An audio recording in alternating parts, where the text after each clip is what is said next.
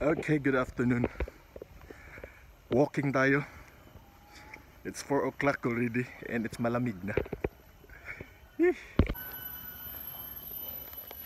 Walking lang muna tayo para pang paunat-unat sa mga kaugatan. Okay, so sa ating paglalakad for this afternoon, may sunset tayo. So ito yung pababa, that's Cotabato area right there.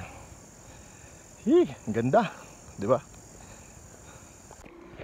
So ayan, dumaan na tayo sa mga trees, pine trees. So need na natin ngayong magpa-baba ng timbang. Target natin 75, sana makuha. Oh my god, but we are already 81 right now. Grabe.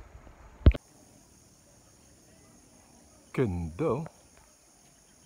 Ito yung mga bundok na nakapaligid ng Mount Apo with view.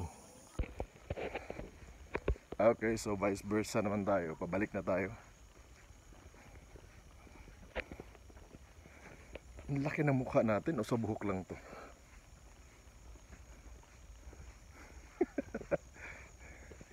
Wala kasing barber dito sa bundok, guys. Meron lang dito uwak.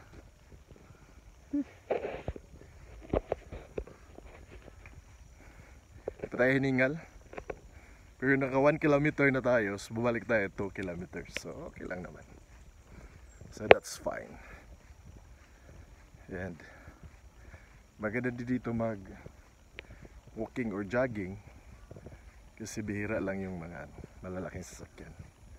Motor lang yung marami. Ganda ng mga malalaking pine tree, oh. So yan yung highway, guys. Napaahon. Yun yung pababa tayo kanina. Ngayon paakyat na. May hingal na.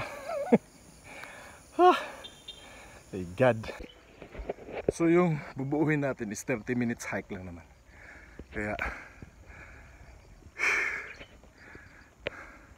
dito na mamadali. My God.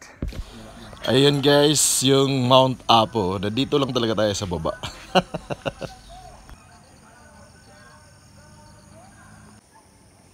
Okay, tapos na yung ating 30 minutes hike.